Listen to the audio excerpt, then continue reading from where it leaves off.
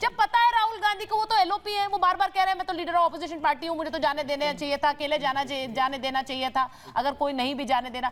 वो वहां पर जाने की जिद पकड़ के बैठे, वहां लोगों के साथ हाथापाई हो गई रास्ते में। आम आदमी जो परेशान हो रहा था उसके साथ कांग्रेस कार्यकर्ता हाथापाई कर रहे हैं, जाम लग रहा है लंबा। देखिए ये तो पता नहीं वो आम आदमी है वो भाजपा कार्यकर्ता है। अच्छा ठीक है, भाजपा जांच के बाद ही पता चलेगा। ठीक है, लेकिन नेता प्रतिपक्ष की एक जिम्मेवारी है, हाँ। संविधान सम्मत उनके पास में रिस्पॉन्सिबिलिटी है, और अगर वो वहाँ की जो चीज़ें खराब हुई हैं पिछले कुछ दिनों में, हालांकि उनमें तेजी से अब सुधार हो रहा है कानून व्यवस्था की स्थिति में, चलिए आप मान रहे हैं। मृतकों के घर अगर जाना चाहते हैं संवेदना व्यक्त करने के लिए या अन्य किसी पीड़ित से मिलना चाहते हैं, तो मैं समझता हूँ, और वो भी वो अकेले जाना चाहते हैं, तो ये उनका अधिकार है, उनको जाने देना चाहिए था। ये तस्वीरें भी तो देख लीजिए। लेकिन भाजपा के प्रवक्ता ने अभी स्वीकार किया, हाँ। मुझे कहना नहीं पड़ा, उन्होंने कहा कि वहाँ अवैध हथियार मिले, वहाँ पाकिस्तानी हथियार मिले, वहाँ पे हिंसा हुई और हुई भी है। तो ये स्वीकारोक्ति है उनकी कि राज्य की सरकार ही नहीं, केंद्र की सरकार भी विफल है। अगर विदेशी हथियार भारत में आ रहा है तो ये केंद्र सरकार की विफलता भी है। राज्य सरकार कानून व्यवस्था को संभालने में विफल रही।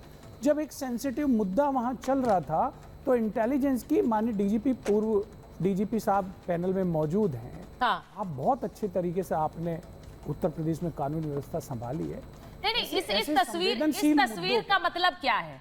जाना या सिर्फ दिखाना कि हम जाना चाहते हैं, क्योंकि उन्हें पता है वो जा तो नहीं पाएंगे। वो तो जाना ये उन्हें पता है थे, क्योंकि नेता प्रतिपक्ष एक संवैधानिक पद है और वो अकेला जाना चाहते थे, तो पुलिस चाहती तो उन्हें ले जा सकती थी। अब से पूर्व में भी भारतीय जनता पार्टी के नेता कई बार प्रतिपक्ष में रहते हुए घटनाएं कोई हुई हैं तो वहां गए हैं, ऐसा नहीं है कि ये पहली बार हो रहा है। लेकिन आज सबसे बड़ी बात ये है कि एक संवेदनशील विषय के ऊपर जब वहां पे कुछ प्रगति, कोलकाता रेप और मर्डर कांड संवेदनशील था।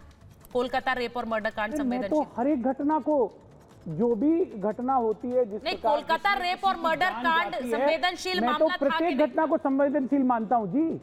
आप कोलकाता ही क्यों, मैंने इसीलिए सारे देश में कोलकाता रेप और मर्डर कांड जो हुआ वो संवेदनशील था। बिल्कुल था जी। हमारा कोई भी प्यारा भारतीय, हमारा भारत का भाई बहन, वहां तो सड़कों पर पूरा का पूरा खतरा होता है तो वो हमारे लिए बहुत संवेदनशील है। सड़क पर आ गए, हम अपनी संवेदनाएं उनके प्रति व्यक्त करते हैं। धरना देते रहे, हॉस्पिटल नहीं चल पा रहे थे, वहां तो इमरजेंसी सिचुएशन हो गई थी, वहां तो कोई गलत है जी। अगर वहां भी कोलकाता में अगर लॉ एंड ऑर्डर बिगड़ेगा तो हम उसका सपोर्ट करेंगे। जीवन में लॉ एंड ऑर्डर बिगड़ना नहीं था।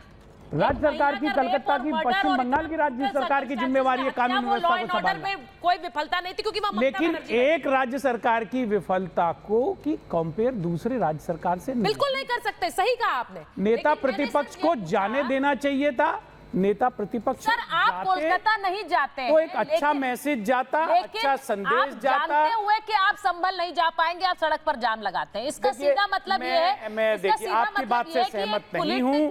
पर्यटन है इसका, मैं आपकी बात से, मैं आपके इस तर्क से सहमत नहीं है। मैं एक बार डीजीपी सर के पास जाती हूं। डीजीपी सर, एक बात बताइए, ये पूरा मामला बड़ा संवेदनशील हो गया जब से ये खबर आ रही है कि पाकिस्तान ऑर्डिनेंस फैक्ट्री के बने हुए खोखे वहां पर मिले हैं।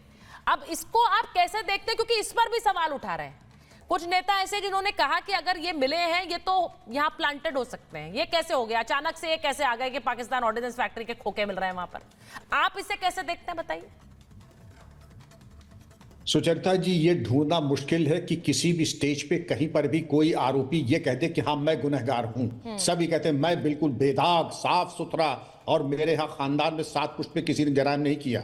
वास्तविकता यह है कि आज के हालात में अगर ये चीज़ें बरामद हुई हैं, ये अत्यंत गंभीर विषय है और ये संतोष का विषय है कि अगर अमेरिका की 9mm की, ये पाकिस्तान ऑर्डिनेंस फैक्ट्री की 9mm और अमेरिका की 12 बोर और इसके अलावा अन्य मार्क के कारतूस मिले हैं, ये बहुत चिंता की बात है और एनआईए इसकी तफ्तीश जरूर करे। और ऐसे राज्य में कोई पहली बार थोड़ी है, हर शासन काल में इस तरीके के नाजायज हथियार और कारतूस बरामद किए गए हैं और उसके बरामदगी के बाद इसकी विवेचना होती है कि इसकी सोर्स कहां से आया।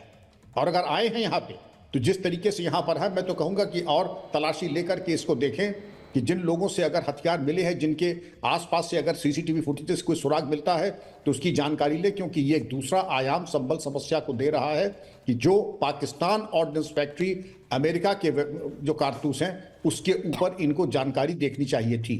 लेकिन इस तरीके से ये नहीं चल सकता है।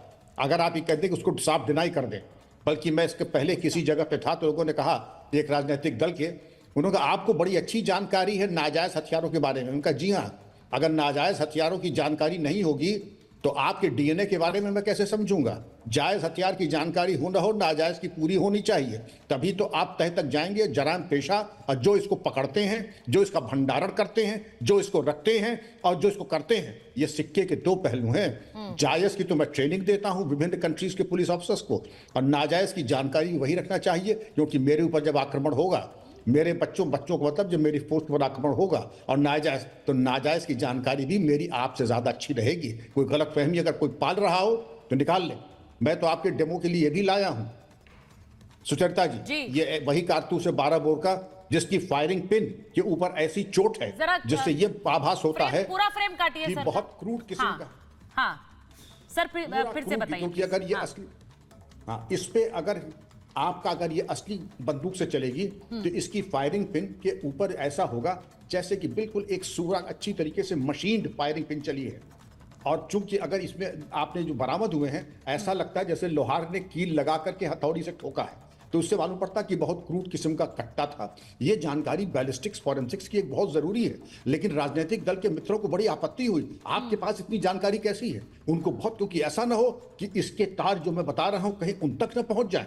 होशियार को इशारा काफी है, क्योंकि आदमी, अरे भाई आपकी जानकारी इतनी है, आप बैठे बैठे खोहा कारतूस देख के बता सकते हैं कि इसकी प्रोजेनी कहाँ है, इसकी पेडिग्री क्या है और इसके क्या विभिन्न आयाम हो सकते हैं। तो आपको चिंता नहीं हुई, हमारे विद्वान पैनलिस्ट को चिंता नहीं हुई। अगर किसी को चिंता हो रही है तो इसको मैं कहूंगा चोर की दाढ़ी में तिनका। इतनी परेशानी अगर है तो ये जाहिर है कि इसकी गहराई से विवेचना होनी चाहिए। आपने डीजीपी सर देखिए, आपने तो दिखाया भी, मैं एक बार फिर से आप रिक्वेस्ट कर रही हूँ कि एक बार स्क्रीन पर दिखा दीजिए उठाकर उसे, क्योंकि आपने कारतूस दिखाई। और सर जो बात कह रहे हैं कि जब देसी कट्टे से चलती है ये कारतूस तो उसका अलग प्रभाव होता है, यही बताया उन्होंने। अब इसका सीधा मतलब है, क्योंकि वहां फोरेंसिक्स की जांच ही इसलिए हो रही है कि कैसे ये पूरा ये हिंसा हुई, कैसे उनके पास ये हथियार पहुंचे, और अब पाकिस्तान वाला एंगल आने के बाद ये मामला और गंभीर हो गया है। लेकिन जिस तरह से सड़क पर संभल पहुंचने की होड़ लगी है, उससे गंभीरता नजर नहीं आ रही है, क्योंकि ये मामला इतना संवेदनशील नजर आ रहा है, लेकिन वो गंभीरता उसमें नजर नहीं आ रही है। अब दानी जी के पास एक बार जा रही हूं। दानी जी, वहां पर तो श्रेय वाली सियासत हो रही है, ऐसा लग रहा है आपके नेता तो बहुत पीछे छूट गए उसमें। अखिलेश जी की टीम पहले आ गई, उसके बाद राहुल गांधी तो खुद आ गए, आपके नेता आए नहीं अभी तक। देखिए, मैं आपको एक बात बताऊं, दरअसल मैं अपनी बात, आपने जो मुद्दा कहा है उसके पहले मैं आपको एक बात कहूं कि आपने मुद्दों में ये कहा कि मामला संवेदनशील है, इसलिए नेताओं को रोका जा रहा है। ठीक है ना, ये कहा ना आपने, मामला संवेदनशील है। हम यही कह रहे हैं कि ये जो प्लेसेस ऑफ वर्शिप एक्ट है, ये इस तरीके की खुदाई अति संवेदनशील है और ये खुदाई जारी रहेगी तो इसी तरह की घटनाएं होती रहेंगी और आप देखेंगी कि ये इसमें और इजाफा होता रहेगा, क्योंकि भारतीय जनता पार्टी को खून लग चुका है शेर के मुंह को, जो एक कहावत है उसके मुताबिक। अब इन्हें एक वो आ गया उसको, राम मंदिर वाले मामले में, बाबरी मस्जिद वाले मामले में जिस तरीके की राजनीति उन्होंने की, इन्हें यह लगता है कि यह मामला बहुत आसान है। दूसरे नंबर की बात मैं आपको बताऊं कि आप ये कह रहे हैं कि इसमें पाकिस्तान या और कुछ कनेक्शन निकलने की बात आई है।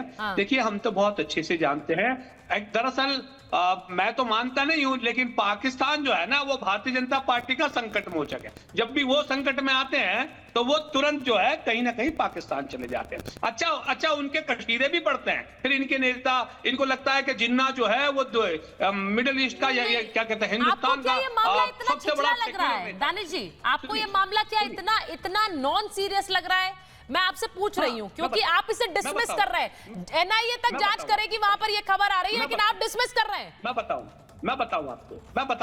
देखिए, आपको याद हो तो गुजरात के अक्षरधाम मंदिर में एक घटना घटी थी, जिसमें 80-85 लोग शायद शहीद हुए थे। और वो जो घटना घटी थी, जब उस वक्त मुख्यमंत्री थे मोदी जी, उनके घर से सिर्फ मुश्किल से मेरा मानना है 1-8 किलोमीटर पे घर उनका सीएम का घर था वहां पर, वहां ये घटना घटी थी। और वो मैटर सुप्रीम कोर्ट तक पहुंची और सुप्रीम कोर्ट में निकल के ये आया कि जिन लोगों के ऊपर आरोप लगाया गया है, जिसमें 85 लोग हरि भक्त मारे गए, शहीद हुए, वो लोग जो है वो निर्दोष है। उसके बावजूद दसियों बार मैं खुद दानिश कुरैशी ये कह चुका कि अगर ये लोग बेगुनाह है तो फिर गुनहगार कहां है? तो कहां है उसकी तफ्तीश? है नहीं है। मैक्सिमम केसेस में यही करती है भाजपा कि इस तरीके का एक नरेशन बना के खड़ा कर दो ताकि कोई उनके सामने ना आए, और जब मामले ठंडे हो जाएंगे तो कौन पूछ रहे? दानिश जी